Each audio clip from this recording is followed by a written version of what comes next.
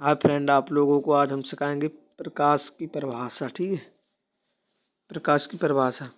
प्रकाश ऊर्जा का एक ही रूप है जो हमारी दृष्टि के संवेदन का कारण है।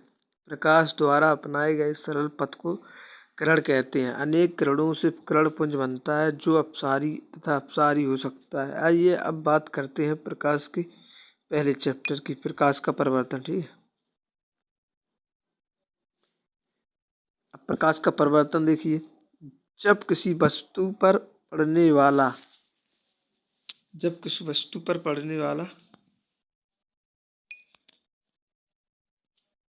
यहाँ आप लोग देख सकते हैं, जब किसी वस्तु पर पड़ने वाली प्रकाश किरण वस्तु पर पड़ने के बाद पुनः उसी माध्यम में लौट आती है, प्रकाश की परिघटना के प्रकाश का परिवर्तन कहलाता है। ठीक है। अगली है प्रकाश का परिवर्तन के नियम। आपतित किरण व परावर्तित किरण तथा अभिलंब तीनों एक ही तल पर होते हैं। परिवर्तन कोण हमेशा आपतन कोण के बराबर होता है। देखिए, अब आपको हम बताएं ये रिफ्लेक्शन कैसे हो। ये परावर्तक पृष्ठ है जिसके नीचे समतल दर्पण है, जिसके नीचे लाल ऑक्साइड का प्रिंट है, और ये कोई आपतित किरण आई और ये जिस बिंदु से टकराती है उस बिंदु पर अभिलंब बनता है। ठीक है। और परावर्तन पश्चात वापस उसी माध्यम में लौट गई, और ये कोण अभिलंब के पास बना हुआ कोण आई। अब आपतित किरण और अभिलंब के बीच बना कोण आई, और परावर्तन किरण और अभिलंब के बीच बना कोण आर। ठीक है। अब देखिए गोलीय दर्पण क्या है, जिसमें कोण आई बराबर कोण आर के। ठीक है। गोलीय दर्पण, आप लोग देख सकते हो गोलीय दर्पण वह दर्पण है जिसका कम से कम एक पृष्ठ वक्रीय हो। ये दो प्रकार के होते हैं। ठीक है। अवतल दर्पण एक तो, और एक उत्तल दर्पण। ठीक है। वह गोलीय दर्पण जिसका परावर्तक पृष्ठ अंतर की तरफ वक्रीय होता है, वह मुख्य अक्ष के समांतर आने वाली प्रकाश को किरणों को परावर्तन के पश्चात एक बिंदु पर, देखो ये इस प्रकार से वो बनेगा चित्र, जिसका एक बाहर की पृष्ठ लाल ऑक्साइड का प्रिंट हो, अंदर की पृष्ठ पर परिवर्तन हो। जो देखिए आप लोग देख सकते हैं, ये लाल ऑक्साइड का प्रिंट है। इससे ये किरण आएगी और इससे टकरा कर यहाँ लौटेगी, कहीं यहाँ अगर टकरा कर यहाँ लौटेगी, यहाँ यहाँ यहाँ। ठीक है। उत्तल दर्पण क्या है, वह गोलीय दर्पण जिसका परावर्तक पृष्ठ तरफ बाहर की तरफ हो। जैसे जो गोलीय पृष्ठ है जो बनो, ठीक है, जिसकी बाहर की ओर हो, तो अंदर की पृष्ठ को परावर्तक हो, जो किरण आई। ठीक है। गोलीय दर्पण के लिए कुछ मुख्य बिंदु हैं, जिस पश्चात देखिए आप लोग देख सकते हैं ये बिंदु है।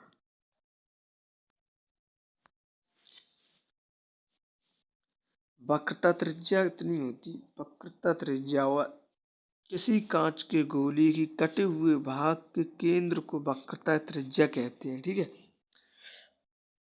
और वक्रता त्रिज्या हो गई। और अभिलंब M1 M2 जो अभिलंब है ना, दर्पण का द्वारक। देखो किसी गोलीय पृष्ठ के व्यास को दर्पण का द्वारक कहते हैं। ठीक है। अब आपको बता दें ध्रुव P, यह ध्रुव। ठीक है। जिसे कहते हैं दर्पण के मध्य बिंदु को दर्पण का ध्रुव कहते हैं। ठीक है। मुख्य अक्ष क्या है, वक्रता केंद्र, ये होगी वक्रता केंद्र, ये होगी दर्पण का ध्रुव को मिलाने वाली सीधी सरल रेखा को दर्पण की मुख्य अक्ष कहते हैं। ठीक है।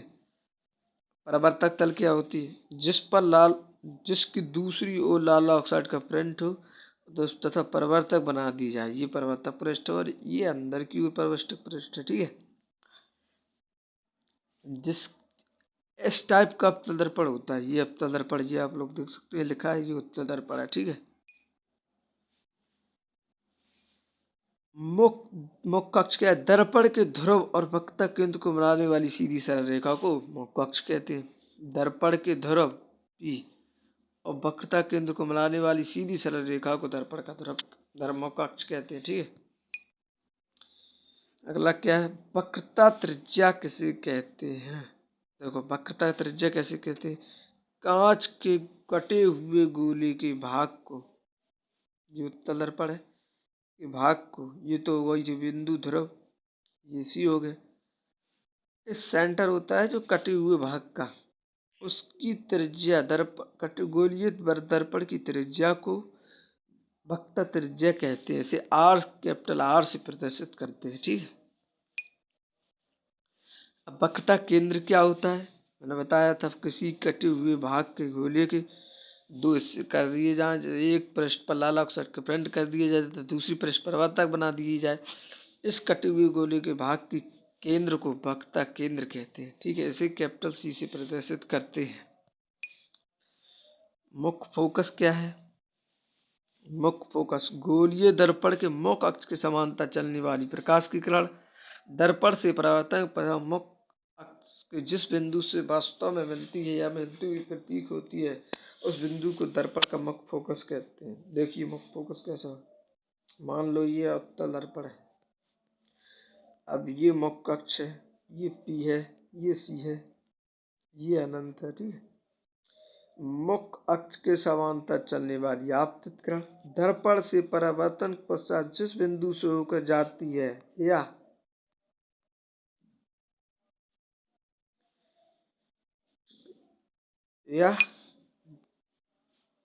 दर्पण जाती है या जाती हुई प्रतीक होती है, ये उस प्रकार का होता है उत्तल है, उत्तल दर्पण। अब हाँ, या मुख्य फोकस की ओर मुख्य अक्ष के समांतर चलने वाली कोई आपतित किरण मुख्य फोकस से जाती हुई प्रतीक होती है, जिसे दर्पण का प्रथम फोकस कहते हैं। देखना, मुख्य अक्ष के समांतर चलने वाली आपतित किरण दर्पण से परावर्तक पश्चात जिस बिंदु से होकर जाती है या जाती हुई प्रतीक होती है, उस बिंदु को दर्पण का ध्रुव कहते, मुख्य फोकस कहते हैं। जिस बिंदु पर वह काटती है दर्पण को मुख्य फोकस कहते हैं। अब फोकस दूरी क्या होती है? फोकस दूरी क्या होती? मान लो ये तो दर्पण हो गया, उत्तल दर्पण, और ये पी हो गई, ये सी हो गई, ये एफ हो गई। अब मुख्य फोकस व ध्रुव के बीच, मुख्य फोकस व ध्रुव के बीच नापी गई दूरी को दर्पण का ध्रुव कहते हैं। नापी गई दूरी को दर्पण का ध्रुव कहते हैं, ठीक है। अरे नापी गई दूरी को दर्पण का मुख्य फोकस दूरी कहते हैं। और सुनिए आप यहाँ पे, जो फोकस दूरी होती है, जैसे 5 हैगी, तो मुख्य फोकस व वक्रता केंद्र भी 5 होगा। तो सी तक, सी से एफ बराबर 5 है, तो पी से एफ बराबर भी 5 होगा। ये आपस में दोनों बराबर भागों में काटती हैं, ठीक है। फोकस तल क्या है? फोकस बिंदु से होकर जाने वाली मुख्य तथा मुख्य अक्ष के लंबवत तल को फोकस तल कहते हैं। फोकस बिंदु से होकर जाने वाली या मुख्य अक्ष के लंबवत तल को फोकस तल कहते हैं। जैसे कि आप देख सकते हैं, लंबवत, कहीं भी लंबवत रख दो, लंबवत तल कहते हैं, ठीक है। गोलीय दर्पण की वक्रता त्रिज्या और इसकी फोकस दूरी में संबंध, एफ बराबर r/2 होता है, या क्रॉस मल्टीप्लाई कर दो, r बराबर 2f, ठीक। जो गोलीय दर्पण की फोकस दूरी उसकी वक्रता त्रिज्या की आधी होती है, अर्थात f बराबर r/2। अब आप लोग देख सकते हैं वास्तविक और आभासी प्रतिबिंब में अंतर। अंतर देख सकते हैं आप लोग, क्या अंतर होता है। वास्तविक प्रतिबिंब क्या होता है? वास्तविक प्रतिबिंब क्या होता है? जिन प्रतिबिंबों को पर्दे पर प्राप्त किया जा सके वह वास्तविक प्रतिबिंब कहलाता है। वास्तविक प्रतिबिंब सामान्यतः अवतल दर्पण द्वारा और उत्तल लेंस द्वारा प्राप्त किए उल्टे उल्टे इसका वो चित्र उल्टा बनता है। प्रतिबिंब अगर ऐसा रखा है तो ऐसा नहीं है, ठीक है।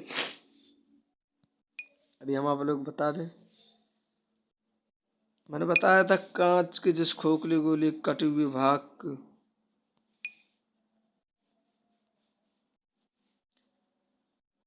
ये हो गई P, ये हो गई F, ये सेंटर है तो C, ठीक है। वक्रता के इस टाइप से बन जाएगा और इस पर लाल ऑक्साइड का प्रिंट कर दिया। ये कौन सा दर्पण बन गया? अवतल दर्पण, ठीक है। अब आभासी प्रतिबिंब, जिन प्रतिबिंबों को पर्दे पर प्राप्त नहीं किया जा सके उसे आभासी प्रतिबिंब कहते हैं। आभासी प्रतिबिंब सामान्यतः अवतल लेंस और उत्तल दर्पण द्वारा प्राप्त होते हैं, ठीक है। गोलीय दर्प देखो, गोलीय दर्पण द्वारा प्रकाश किरणों का परिवर्तन, गोलीय दर्पण द्वारा प्रकाश का परिवर्तन, ठीक है।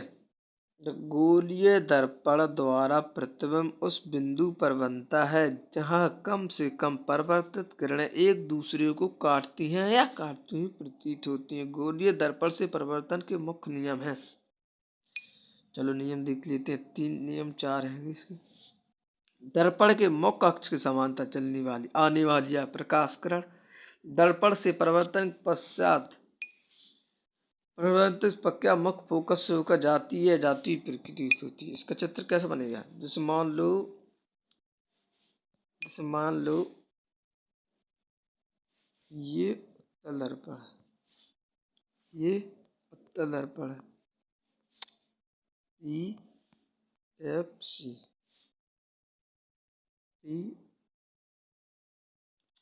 PFC। ये आप इसकी वक्रता केंद्र और फोकस दूरी दोनों दर्पण की ओर होती है, परावर्तक तल की ओर होती है और इसकी परावर्तक तल की दूसरी ओर होता है। इसका ध्रुव ये होता है, ठीक है। अब ये क्या कह रही थी? दर्पण के, देखो दर्पण है जो, दर्पण के मुख्य अक्ष के समांतर आने वाली प्रकाश किरण, दर्पण के मुख्य अक्ष के समांतर आने वाली प्रकाश किरण दर्पण से परावर्तन पश्चात मुख्य फोकस से होकर जाती है या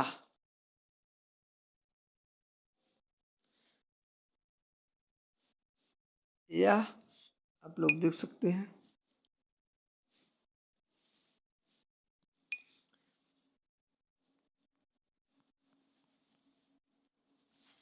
दर्पण के मुख्य अक्ष के समांतर आने वाली प्रकाश किरण दर्पण से परावर्तन पश्चात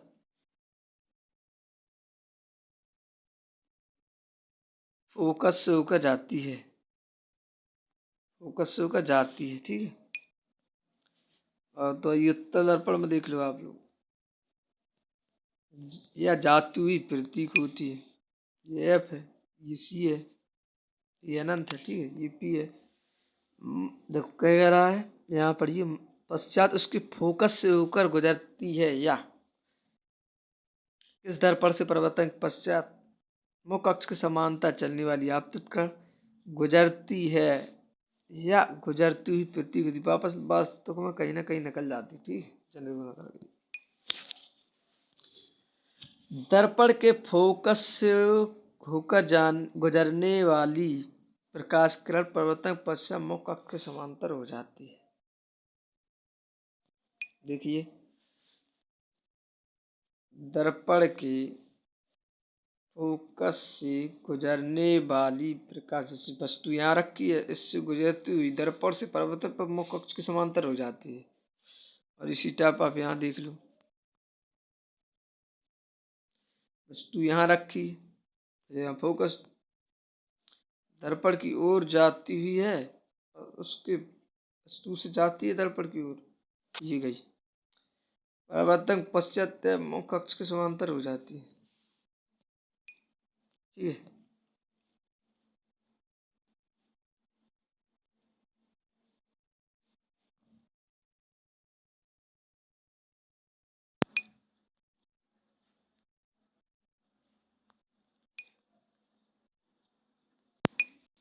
तीसरा नियम क्या कहता है, दर्पण के वक्रता केंद्र से गुजरने वाली प्रकाश का परिवर्तन के पश्चात वापस उसी माध्यम में लौट आती। अब देखो कैसे लौटे आप, परावर्तन दर्पण है एफ एफ सी, देखो दर्पण की वक्रता केंद्र से होकर जाने वाली आपतित परावर्तन के पश्चात ये गई वापस उसी मार्ग में लौट गई। इसको तीसरा नियम, प्रकाश किरण जो दर्पण के ध्रुव पर आपतित होती है, प्रकाश किरण जो दर्पण के ध्रुव पर आपतित होती है, इस पर आपतित होती है, मुख्य अक्ष के साथ वही कोण बनाती हुई वापस इस प्रकार से आई और इसी प्रकार से लौट गई। अगर एंगल आर है तो एंगल आर ही बनेगा। ठीक है, एक है तो एक, दो है तो दो, तीन है तो तीन, ऐसा बनेगा। ठीक है, अब देखो अवतल दर्पण द्वारा प्रतिबिंबों का बनना। अवतल दर्पण द्वारा अलग अलग स्थितियों में वस्तु रखे और प्रतिबिंबों का बनना। ठीक है, अब आप लोग यहाँ देख सकते हैं, ध्रुव एवं फोकस के मध्य रखेंगे तो दर्पण के पीछे प्रतिबिंब की स्थिति, दर्पण के पीछे प्रतिबिंब का आकार बड़ा, आभासी एवं सीधा। ठीक है, हम आप लोगों को समझाएं कैसे प्रतिबिंब, अभी और आप समझ लो। ठीक है, फोकस पर अनंत, देखो फोकस पर रखेंगे तो प्रतिबिंब अनंत पर, अत्यधिक बड़ा, वास्तविक उल्टा। ठीक है, फोकस एवं वक्रता केंद्र के बीच तो वक्रता केंद्र के बाहर बड़ा, वास्तविक एवं उल्टा। वक्रता केंद्र पर वस्तु बराबर, वास्तविक एवं उल्टा। वक्रता केंद्र के बाहर फोकस एवं वक्रता केंद्र के मध्य को छोटा, वास्तविक एवं उल्टा। अनंत पर फोकस पर अत्यधिक, वास्तविक एवं उल्टा। अब देख लो, अवतल दर्पण था तो ये था अवतल दर्पण, ये हो गई पी, जी एफ सी अनंत।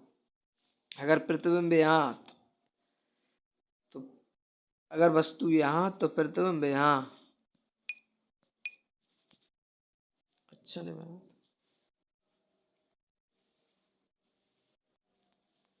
मान लो ये बन गया अवतल दर्पण। ठीक है, अगर प्रतिबिंब वस्तु यहाँ तो फिर एफ नहीं लिखी, एफ सी अनंत पी। अब देखो वस्तु अगर अनंत पर है तो प्रतिबिंब फोकस पर, उल्टा, वास्तविक एवं वस्तु से छोटा। देखो आप देख सकते हैं अत्यधिक छोटा। ठीक है, अगर वस्तु यहाँ है वक्रता केंद्र के थोड़े आगे तो इस पर मध्य पर बनेगा उल्टा। ठीक है, अगर वस्तु वक्रता केंद्र पर है तो प्रतिबिंब बनेगा उल्टा वक्रता केंद्र पर। ठीक है, वस्तु छोटा वास्तविक, अगर वस्तु यहाँ पर है, यहाँ पर तो प्रतिबिंब बनेगा यहाँ पर। ठीक है, अगर वस्तु मुख्य फोकस पर है तो प्रतिबिंब अनंत पर, अगर वस्तु मुख्य फोकस और दर्पण के ध्रुव पर है तो प्रतिबिंब दर्पण की दूसरी ओर वास्तविक, आभासी एवं वस्तु से अत्यधिक बड़ा, छठवीं स्थिति है ये। ठीक है, अवतल दर्पण के प्रयोग टॉर्च लाइट हेडलाइटों वाहनों की हेडलाइटों से प्रकाश की किरण पुंज प्राप्त करती है। अब देखो अपसारी और अप अभिसारी का मतलब होता है किरणों को एकत्रित करना, ठीक है। जैसे कहीं से प्रकाश आ रहा है, किरण पुंज के रूप में इकट्ठा भेजा, ये है देखो,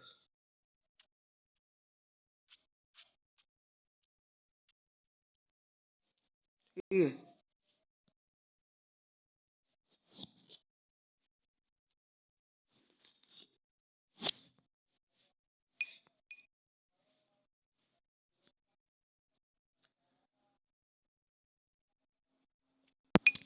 और आप लोगों को बता दें, उत्तल दर्पण में वस्तु आप कहीं पर भी रखें, PFC प्रतिबिंब दर्पण के ध्रुव व मुख फोकस पर ही बनेगा। यहाँ पर बनेगा, यहाँ पर प्रतिबिंब यहाँ पर बनेगा। आप कुछ भी कर लें, न फोकस किधर होगा न उधर होगा। आप प्रतिबिंब चाहे यहाँ रख लें, यहाँ यहाँ यहाँ कहीं भी रख लें, प्रतिबिंब हमेशा यही बनेगा, ठीक है। आप लोग देख सकते हैं, वस्तु की स्थिति अनंत पर हो तो दर्पण के पीछे उत्तल दर्पण द्वारा प्रतिबिंब की अलग स्थिति, अनंत पर हो तो दर्पण के पीछे फोकस पर, ठीक है। अगर अनंत पर हो तो फोकस अत्यधिक छोटा, आभासी एवं सीधा, ध्रुव तथा अनंत के मध्य हो तो दर्पण के पीछे ध्रुव एवं फोकस के मध्य छोटा, आभासी, ठीक। अब उत्तल दर्पण के उपयोग देख लो। इसका मुख्य कारण है कि उत्तल दर्पण हमेशा सीधा प्रतिबिंब बनाता है। साथ ही उत्तल दर्पण की तुलना गाड़ी चलाने में सहायक होती है, ठीक है।